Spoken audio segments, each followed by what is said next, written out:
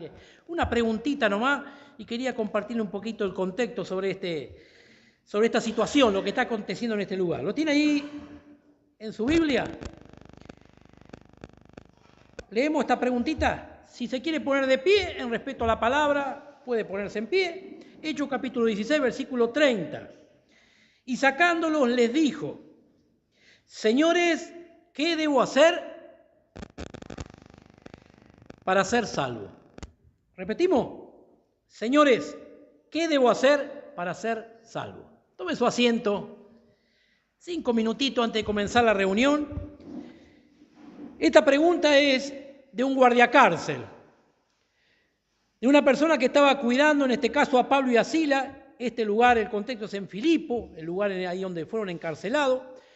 Y fueron encarcelados no porque eran ladrones ni porque habían robado, sino por estar predicando el Evangelio, por estar predicando esta buena noticia que compartían con la gente de Filipo.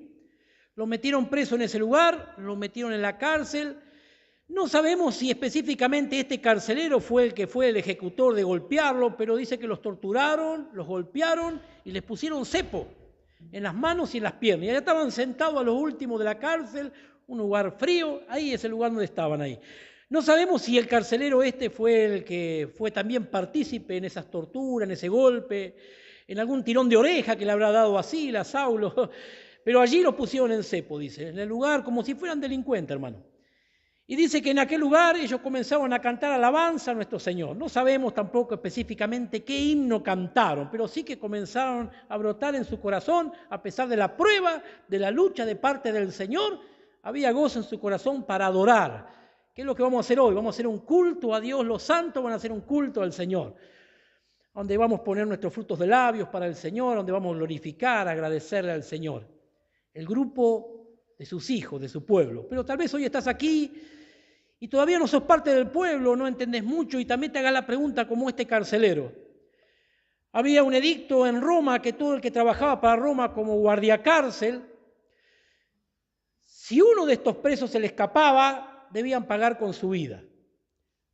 Más atrás en el Viejo Testamento está diente por diente, Víctor, ojo por ojo, diente por diente. Así que había que pagar con la vida. Era un edicto de Roma, no sabemos si lo sacaron de la Biblia, pero un edicto de Roma, una ley de Roma que decía, todo aquel preso que se escape, debías pagar con tu vida. Este era que tenían en el contrato de trabajo los guardiacárcel de este lugar. Este hombre dice que en esta posición empezaron a cantar, hubo un gran estruendo y las puertas de las cárceles se abrieron. Algo milagroso de parte del Señor. La Biblia nos dice que no se escapó nadie y que Saulo y Silas tampoco se escaparon. Pero se encontraron, como tal vez algunos de nosotros en esta tarde nos podamos encontrar con nuestro Señor Jesucristo, exponiéndonos, enfrentándonos, viendo nuestra condición. Y el carcelero estaba a punto de cumplir el edicto y de sacarse la vida, o sea, suicidarse, hermano. No es que tenía pensamiento suicida, no, lo hacía porque creía que estaba desobedeciendo en su trabajo. Para allá le quede la fuerza, lo sabe, que uno tiene que ser obediente a los edictos que hay en la fuerza. Y estuvo a punto de degollarse. Y Saulo le dice, no lo hagas porque nadie se ha escapado de esta cárcel. Todos estamos acá, las puertas se abrieron, es cierto, estamos en libertad, los cepos se rompieron, es cierto, pero nadie se ha escapado, estamos en este lugar. Y antes de quitarse la vida, él dijo esta pregunta, ¿qué debo hacer para ser salvo? Esta pregunta tiene un contexto un poquito más profundo, la pregunta. Y diría, la pregunta más profunda, uno diría, ¿qué debería hacer yo para pasar la eternidad con Dios? ¿Qué debería hacer para pasar la eternidad con Dios? Estaba a punto de quitarse la vida. ¿Sabe que nadie reflexiona esto? Muy pocas veces reflexionamos. Es más, las personas que empezaron a reflexionar sobre esto a veces se vuelven locas o le agarra mucha ansiedad.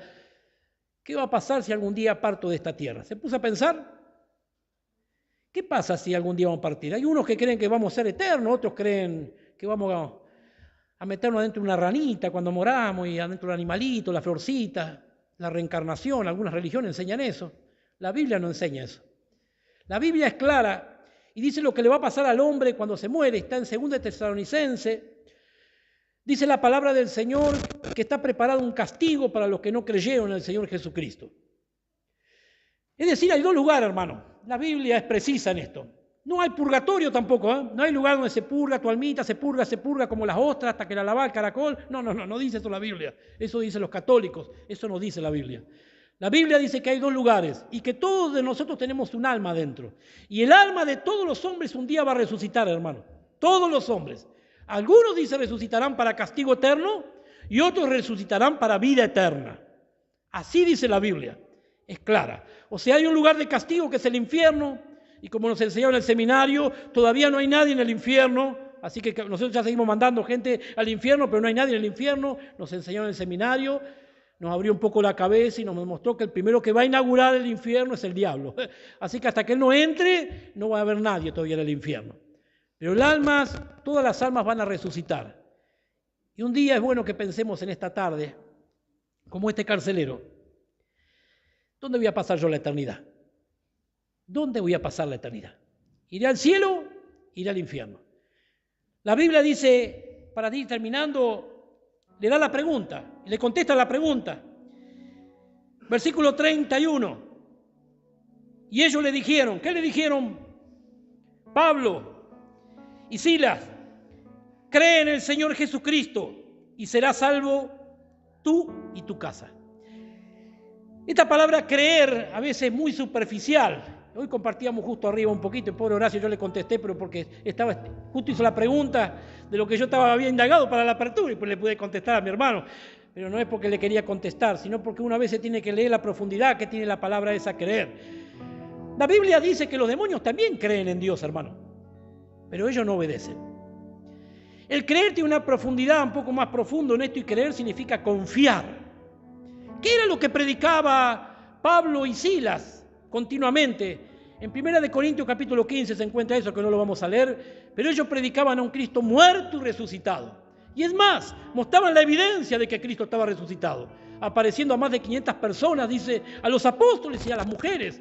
O sea, ellos evidenciaban que Cristo vino aquí a este lugar, a esta tierra, era el Hijo de Dios, el Mesías, el elegido por Dios para cumplir en esta tierra el morir por todos los pecadores, o por lo menos por los que iban a creer. Creer en el Señor Jesucristo significa creer, significa confiar, hermano. No es tener fe, como la gente tiene, fe en el gauchito, fe en la Virgen, fe. No, esa fe no habla de una fe más profunda, de confiar.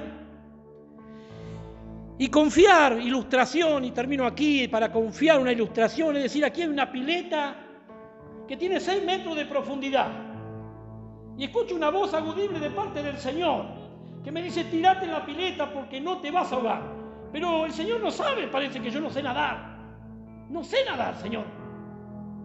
El Señor me dice obediencia, tírate a la pileta, te estoy diciendo que no te vas a ahogar. Y yo miro a mis alrededor y no veo salvavidas, no veo nada y digo, ¿qué método va a usar para salvarme? Yo debería tirarme a la pileta y confiar. Confiar es más que creer. Es confiar que Cristo murió por tus pecados, hermano. Es confiar que Cristo se llevó los pecados tuyos al fondo del mar y no se acuerda más. Eso es confiar. Y el apóstol Pablo en 1 Corintios 15 dice que nos examinemos, porque muchos de nosotros empezamos confiando en el Señor. Y no es que se pierde, pero muchos de nosotros ya no estamos confiando en el Señor. Y se examínense, porque yo cuando ustedes tengo pruebas de que cuando les compartí el Evangelio, vi la confianza que tenían, se veía la obediencia en sus vidas, que habían sido salvos. ¿Por qué? Porque oyeron, creyeron, se arrepintieron, confesaron a Cristo, no les daba vergüenza y por consecuencia se bautizaron también en obediencia. Pero aquellos que empezaron una vez, tal vez no está esa plena confianza de que Cristo murió. O sea que nos examinemos nosotros también que estamos aquí adentro, si realmente tenemos la fe en el Señor Jesucristo. Como al principio, hermano, que Él murió por mis pecados, que Él resucitó, y si Él resucitó, algún día yo también estaré con Él. Algo que me maravilla del carcelero, y termino acá para no ser más largo, pero no puedo dejarlo sin concluir con esto. No fue algo progresivo la salvación del carcelero, un gentín como nosotros, uno de Roma. La Biblia dice que se vio automáticamente la evidencia de su conversión. Aquel que había sido testigo de sus torturas y sus golpes, y en el cepo, ahora lo llevó a su casa y dice que le limpiaba las heridas. evidencia de una conversión, hermano. Este hombre que le estaba dando la espalda a Dios, ahora se volvió al Señor y dijo: ¿qué he hecho todo este tiempo? Estuve lejos de usted, Señor. Se volvió al Señor. Allá atrás quedó el pecado y ahora su mirada es hacia Cristo. Ahora va camino a acercarse cada vez más a Dios, y a través de su palabra este carcelero se va dando cuenta qué lejos que estaba del Señor, qué lejos que estaba del Señor. Oramos al Señor. Señor, te damos gracias